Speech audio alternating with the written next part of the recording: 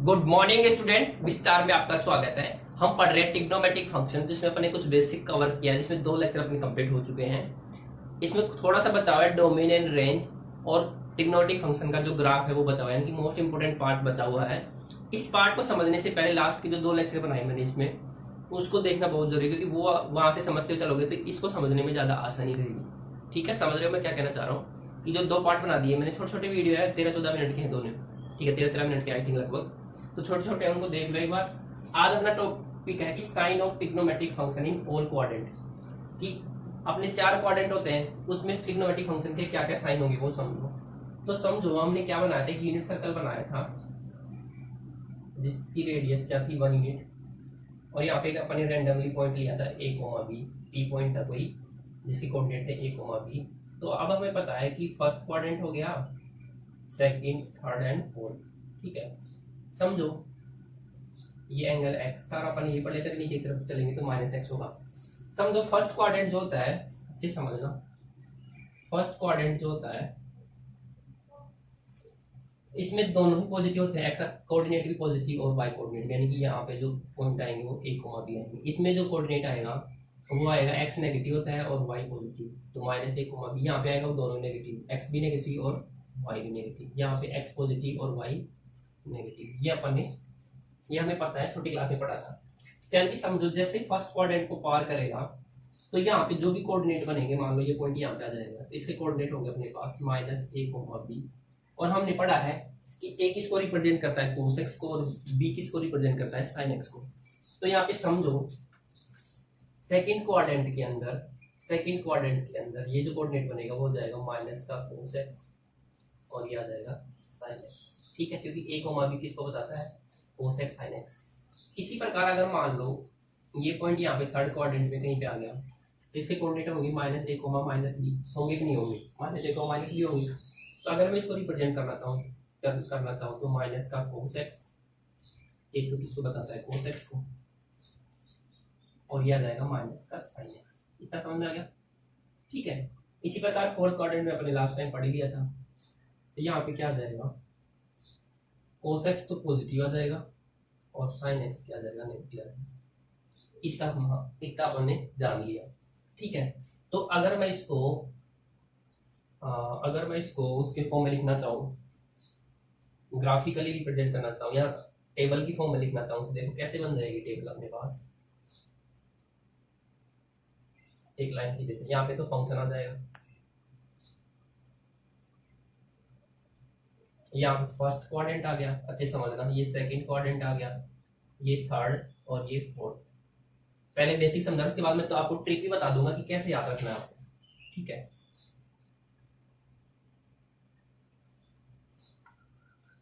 समझना अच्छे से। ये साइन एक्स फर्स्ट क्वाड्रेंट में भी पॉजिटिव, ठीक है, पॉजिटिव।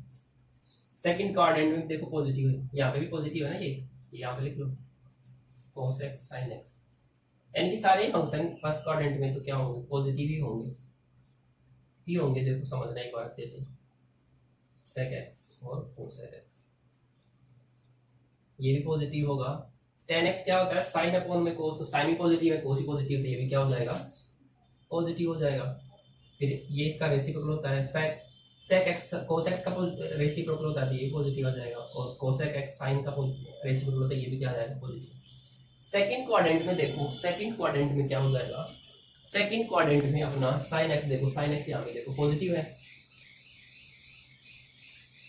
थर्ड क्वाड्रेंट में sin x क्या आ गया, देखो नेगेटिव, और फोर्थ क्वाड्रेंट में sin x क्या आ गया, नेगेटिव। ठीक है, इन साइन के अकॉर्डिंग देखो ग्राफ भी बनेगा अपना। इसी प्रकार देखो cos x क्या है, फर्स्ट क्वाड्रेंट पॉजिटिव लिख रहे, सेकंड क्वाड्रेंट में देखो cos x क्या आ गया, नेगेटिव। थर्ड क्वाड्रेंट में भी नेगेटिव है, फोर्थ क्वाड्रेंट में cos x क्या आ गया, पॉजिटिव। दिख रहा है ना कि cos x क्या है, x कोऑर्डिनेट फोर्थ क्वाड्रेंट में क्या होता है, पॉजिटिव होता है। tan x देखो sin अपॉन में cos, positive divide by negative तो क्या आ जाएगा, नेगेटिव डिवाइड बाय नेगेटिव तो क्या आ जाएगा, positive. Negative divide by positive तो क्या आ जाएगा, नेगेटिव। cot x और tan x का साइन सेम होता है, तो यहाँ पे ये नेगेटिव है तो ये भी क्या आएगा, नेगेटिव। ये पॉजिटिव है तो ये भी क्या आएगा, पॉजिटिव। ये नेगेटिव है तो ये भी क्या आएगा, नेगेटिव। sec x जो क्या होता है, रेसिप्रोकल ऑफ cos x होता है, रेसिप्रोकल ऑफ cos x होता है।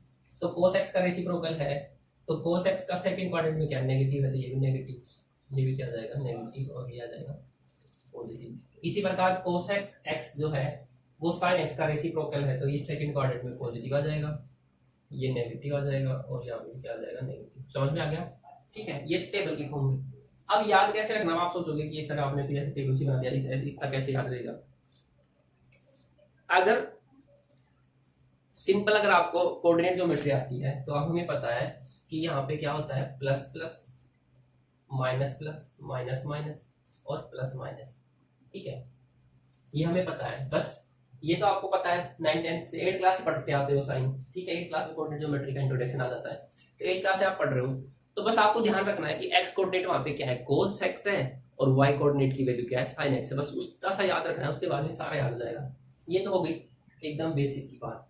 इसके अलावा एक फॉर्मूला याद रखना है आपको। एक फॉर्मूला क्या होता है, उसको कहते हैं ASTC। इसके कई फॉर्म होते हैं ASTC, इसके कई फॉर्म होते हैं। ठीक है, इसको तो मिटा देता हूँ, आपको बुक में भी मिल जाएगा। ASTC को मैं एक्सप्लेन कर देता हूँ, ASTC क्या कहना चाह रहा है, इसके बाद में अपना ग्राफ आ जाएगा, फिर डोमिनो रेंज पढ़ लेंगे। ठीक है,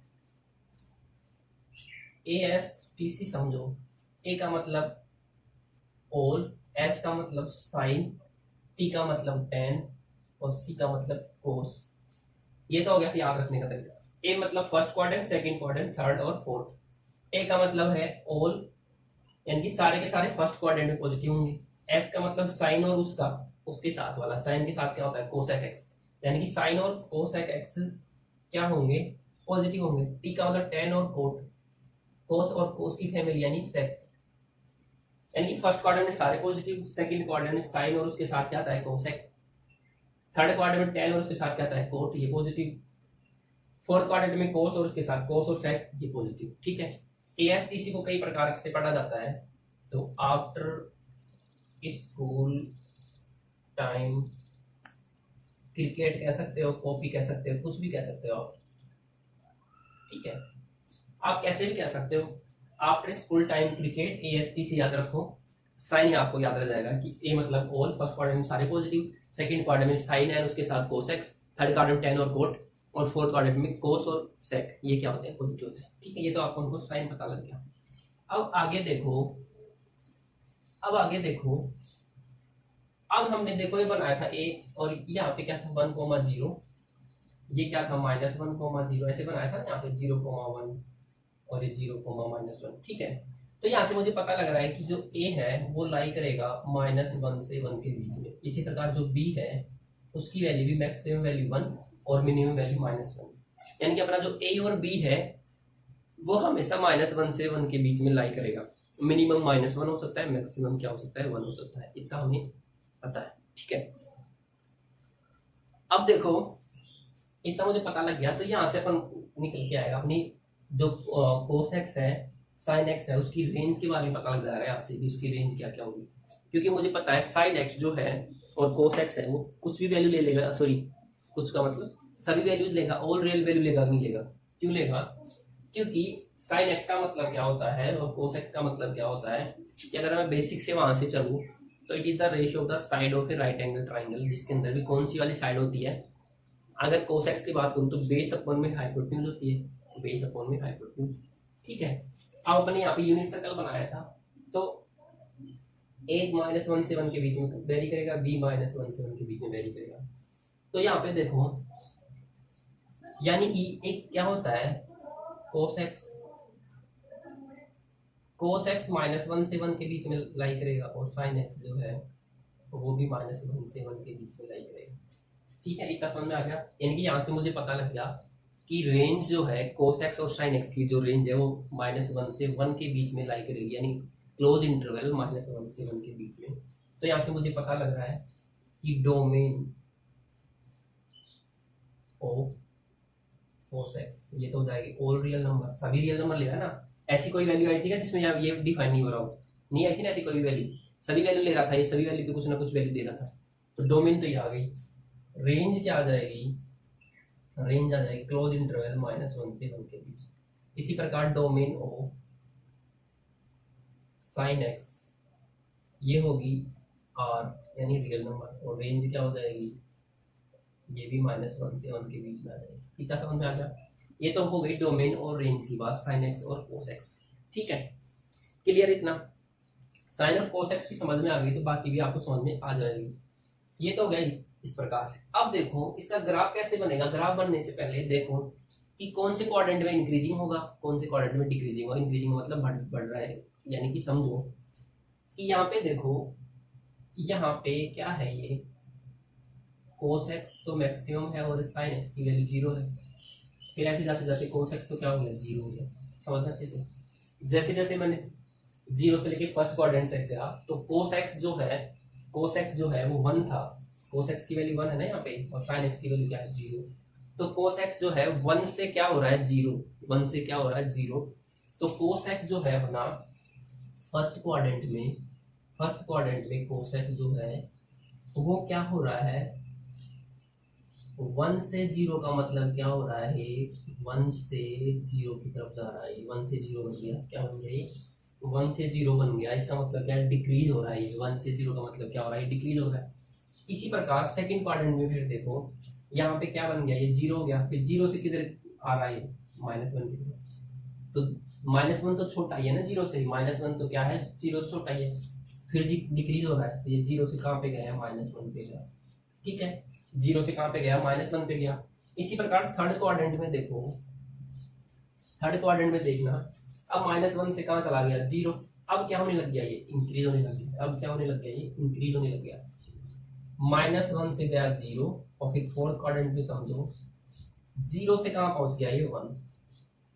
तो यहाँ पे तो इंक्रीज हो रहा है, यहाँ पे भी इंक्रीज हो रहा है, और यहाँ पे डिक्रीज हो रहा है। ये भी यहाँ पे भी क्या हो रहा है, डिक्रीज। यानी कि जो अपना कोस एक्स है, समझो कोस एक्स है, फर्स्ट क्वाड्रेंट में भी डिक्रीज होगा। और डिक्रीज कैसे, 1 से 0। फिर सेकंड क्वाड्रेंट में भी क्या होगा, डिक्रीज होगा, 0 से -1। फिर थर्ड क्वाड्रेंट में डिक्रीज होने लग जाएगा, -1 से 0। और फिर फोर्थ क्वाड्रेंट में वापस 0 से फिर क्या आ जाएगा, 1 आ जाएगा। क्लियर इतना? सिमिलरली अपना जो साइन एक्स है, साइन एक्स की वैल्यू समझो। साइन एक्स यहाँ पे 0 है और यहाँ पे क्या है, 1 है। तो 0 से 1 के बीच में आ गया। इसका मतलब क्या हो रहा है कि जो अपना साइन एक्स है वो फर्स्ट क्वाड्रेंट में इंक्रीज होता है। कहाँ से, 0 से 1 के बीच में, 0 से 1 के बीच में जाता है। फिर सेकंड क्वाड्रेंट में 1 से क्या आ गया, 0, डिक्रीज हो गया। फिर 0 से क्या आ गया, -1, फिर डिक्रीज हो गया। फिर क्या होने लग जाएगा, इंक्रीज होने लग जाएगा। क्लियर है इतना? इतना समझ में आ गया क्या? तो इस प्रकार से अपन साइन और कोस एक्स का ग्राफ बना सकते हैं। तो समझो साइन एक्स और कोस एक्स का ग्राफ बना लिया तो फिर बाकी के बन जाएंगे। तो ये सिर्फ मैंने इनकी दोनों की डोमेन और रेंज लिखी, बाकी क्यों नहीं लिखी मैं बता देता हूँ, क्योंकि एक बार इन दोनों का ग्राफ बना लेते हैं, बाकी दो फिर उनकी डोमेन और रेंज। तो समझो क्या कहना चाह रहा है ये। अगर मैं कोस एक्स का ग्राफ बनाऊं तो कोस एक्स अगर मैं इंटरवल में डिवाइड करूँ इसको π/2 और ये पाई 3π/2 एंड 2π।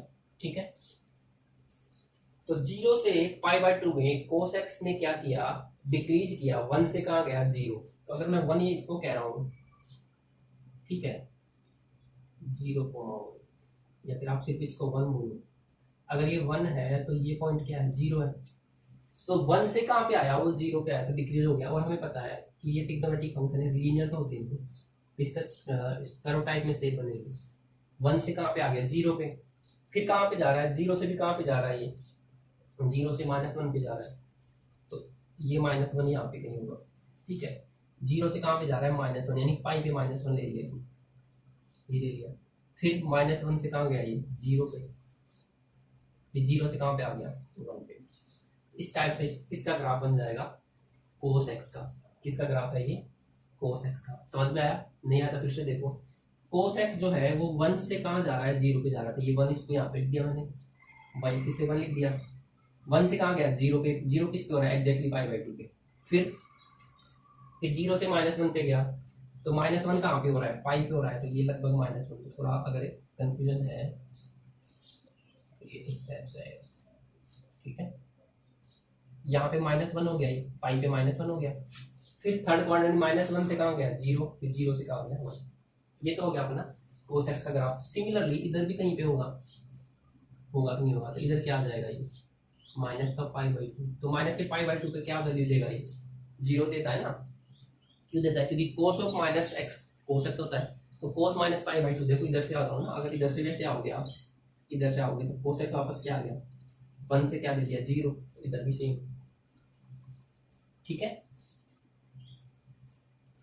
फिर यहाँ पे लिखना चाहो तो आप लिख लो पाई माइनस का, माइनस के पाई पे वापस माइनस वन, जीरो, ये पाई बाई टू है, फिर ऐसे जाएगा, ठीक है। तो ये तो अपना किसका ग्राफ हो गया, कोस एक्स का, किसका ग्राफ हो गया, कोस एक्स का। सिमिलरली आप साइन एक्स का ग्राफ देखो, साइन एक्स का यहाँ पे pi by two, pi, 3 pi by two and 2 पाई, ठीक है।